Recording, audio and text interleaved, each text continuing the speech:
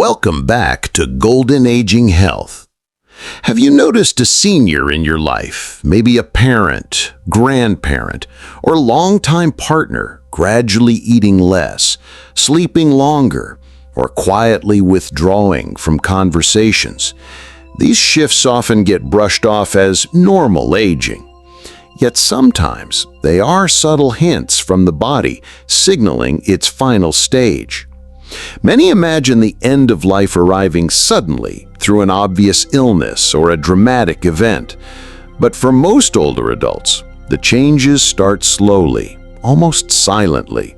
They are gentle whispers, not shouts, that deserve attention and understanding. In this video, we're exploring 3 quiet signs that someone may be in their last year of life. This isn't meant to frighten you. Instead, it's a guide to help you notice what truly matters, so you can offer care, comfort, and meaningful presence when it counts the most. Before we dive in, hit that like button, subscribe to Golden Aging Health, and tap the bell icon to stay connected.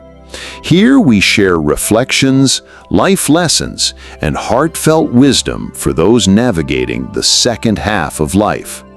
Now, let's start with the first and often earliest sign. Don't miss it. Sign number 1. Unexpected weight loss and fading appetite. Ever noticed an elderly loved one suddenly eating less, skipping snacks, or losing weight without explanation?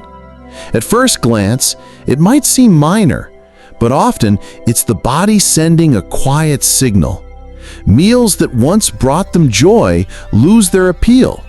Portions shrink. Favorite treats are left untouched. Slowly, over weeks or months, their energy dwindles. Their frame becomes more fragile, and clothes start to hang loosely. This isn't always about physical hunger. As life winds down, the body naturally slows. Metabolism decreases, digestion becomes more delicate, and calorie needs drop. Yet, there's often a subtle emotional layer too. Food carries connection, comfort, and meaning. When these feelings soften, appetite tends to fade along with them. I remember Evelyn, a graceful woman in her late 80s who had a Sunday ritual that everyone in the family looked forward to: baking with her granddaughter. Every week, the kitchen would fill with the rich aroma of vanilla and cinnamon, laughter bouncing off the walls, and the comforting rhythm of measuring, mixing, and kneading. For Evelyn, it wasn't just about cookies or pies. It was about connection, about anchoring the week with love, about passing on little pieces of herself to the next generation. That ritual was a thread tying the past to the present, joy to memory, and family to everyday life. Then one Sunday, something quietly shifted. As her granddaughter lined up the bowls and flour on the counter, Evelyn smiled gently and said, almost in passing, "I think I'm done with sweets." Her tone wasn't sharp, it wasn't sad. It was soft, almost casual, yet there was a subtle finality in it. At that moment, it seemed like a small choice, maybe even an experiment with cutting back on sugar, something temporary. But the change rippled through the weeks that followed. Evelyn began leaving half her meals untouched, something she had never done before. Her morning tea, once a sacred pause in the day, went uneaten. The soup she made every week from her handwritten recipes, a dish that had comforted her family for decades, sat cooling on the stove, untouched. Even little treats, chocolate squares and fresh fruit that she had always offered with a smile, were politely declined. It wasn't about the food. Not really. The kitchen, once alive with aromas, chatter, and shared purpose, grew quieter. Evelyn wasn't angry, she wasn't sick, and she certainly wasn't unhappy. She was simply full. Full not of calories, but of the life she had lived. Every joy she had celebrated, every lesson she had shared, every story she had told had accumulated into a sense of completeness. The rituals that had once sparked delight no longer carried the same weight. They were gentle echoes of a life richly experienced. Her body was quietly mirroring her inner state. There was a calmness, a softness in her movements, a patience in her gaze. The slowing appetite, the lighter steps, the meals left half-finished, it was all subtle, but it spoke volumes. Evelyn's spirit seemed to be telling her that it was okay to release the ordinary pleasures, to step back from routines, to simply be. It wasn't resignation. It was a gentle acceptance, a natural winding down, as if her body and soul were in quiet conversation preparing for the next stage of her journey. And in watching her granddaughter began to understand something profound. This wasn't loss, and it wasn't sadness. It was the body's way of signaling that Evelyn had lived fully, loved deeply, and now needed nothing more from the ordinary world. What remained was presence, quiet moments, and the warmth of connection without expectations, the kind of richness that no recipe or dessert could ever match. These shifts are subtle. They unfold quietly through half-eaten meals and untouched favorites. Yet when someone who was once delighted in food begins to release that interest, it's rarely just a matter of taste. It's a signal of something more profound. It's not about forcing meals. It's about noticing, honoring, and adapting. Compassionate care, whether from a thoughtful doctor, hospice team, or family, can focus on what feels right. Smaller portions, soft foods, or simply sharing a warm drink in comforting silence. Sign number 2, sudden shifts in sleep and daily rhythm. This isn't just the occasional afternoon nap or waking up a little earlier than usual. We're talking about a deeper disruption. Nights spent wide-eyed while the world sleeps, and afternoons dozing off in the middle of conversations. Long stretches of deep sleep may alternate with brief bursts of alertness that seem out of sync with the environment or the clock. These changes aren't always caused by illness, medications, or insomnia. Often, the body is gently letting go of the strict day-night structure it has followed for decades. The internal clock starts to shift on its own, and the clear lines between night and day, wakefulness and rest, begin to blur. Families may find this unsettling. That parent or partner who once followed every routine faithfully, up with the sunrise, dinner at the same hour, now naps through the afternoon and suddenly awakens in the quiet hours of early morning. It can feel disorienting, but it's rarely a sign of something wrong. Instead, it's a natural realignment of the body, a quiet preparation for life's final chapter. During this time, it's important not to fight the change. Trying to force normal sleep patterns can create tension. Instead, focus on making rest comfortable and peaceful. A cool, airy room, a slightly raised pillow for easier breathing, soft lighting and muted sounds, gentle footsteps in the hallway. Most importantly, offer your presence. Not to intervene, not to fix anything, but simply to be there. Sitting quietly nearby, offering comfort through presence rather than action, can bring a profound sense of security. In these moments, what they need isn't a schedule or strict routine, it's warmth, calm, and the reassurance that they are not alone.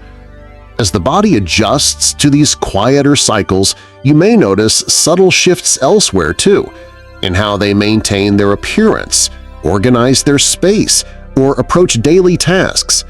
These small changes are connected, a body, a mind, and a spirit finding peace with the natural rhythm of life's closing chapter.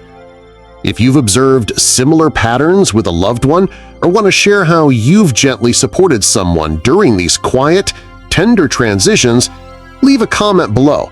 Your story could help another family navigate this tender, often confusing stage with more understanding and care. Sign number 3. Frequent infections or wounds that take a long time to heal. You might notice frequent urinary tract infections, skin infections, or minor colds that just won't fully go away. Cuts, scrapes, or bruises that once healed in days now linger for weeks. It can be worrying to see, especially when the person seems otherwise okay. This isn't about carelessness or a lack of hygiene. It's a reflection of the body's natural slowing and the immune system quietly weakening. As we age, our cells repair more slowly, circulation may diminish, and the body's resilience to bacteria or viruses decreases. What used to be a small bump or scratch now becomes a signal, subtle but meaningful, that the body is becoming more fragile. I remember Mr. Collins, an 87-year-old retired carpenter who had always been the picture of strength. He built furniture with his own hands, walked long distances without fatigue, and rarely even caught a cold. He had this quiet confidence about him, the kind that made people feel safe around him.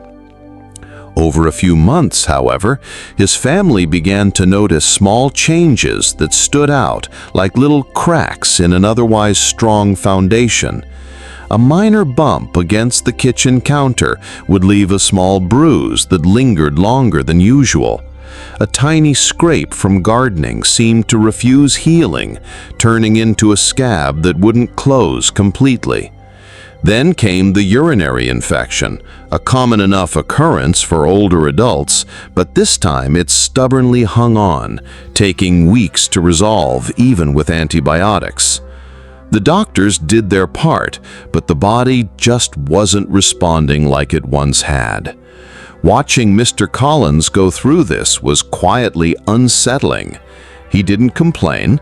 He carried on with his morning tea ritual, carefully setting his cup on the coaster, smiling at his grandchildren when they ran in, and tinkering with a birdhouse in his backyard. But there was a subtle weariness in his movements, a slower step, a gentler touch. The energy that had always been so abundant was now measured, cautious, almost reverent of his own limits. His family tried to understand it logically. Aging, they reminded themselves. But it felt deeper than that. These lingering infections and slow-healing wounds weren't just physical. They were his body whispering, signaling that it could no longer handle the same demands it once did. Every small cut, every stubborn bruise, every infection was a reminder of the fragility that comes quietly in the final chapter of life. And yet, in those months, there was also a certain dignity. Mr. Collins accepted it calmly, never forcing himself, never complaining. He allowed others to step in when necessary, helping with ointments, monitoring his temperature, checking in with the doctor regularly. But he didn't let it define him. He simply moved at his own pace, respecting the rhythm of his body, teaching his family in silence how to notice, how to care, and how to honor these subtle messages.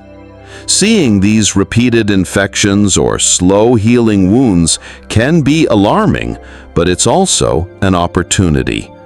Gentle care, Regular monitoring and prompt attention to even minor injuries can make a big difference.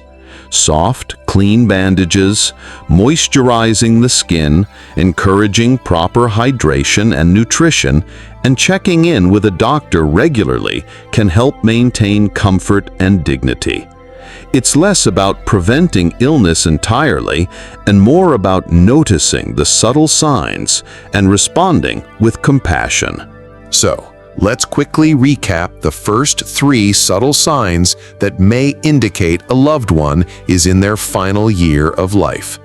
Unexplained weight loss and decreased appetite.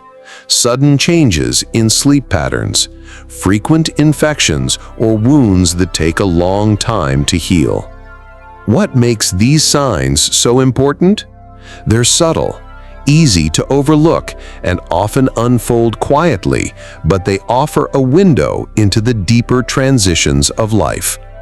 Observing them with patience, compassion, and gentle presence allows us to connect meaningfully, offer comfort, and honor our loved ones in ways that words alone cannot. If you found this recap helpful, don't forget to like this video, subscribe to our channel, and hit the bell icon so you never miss our weekly tips for supporting seniors with compassion and awareness. Thanks so much for watching, and we'll see you in the next video.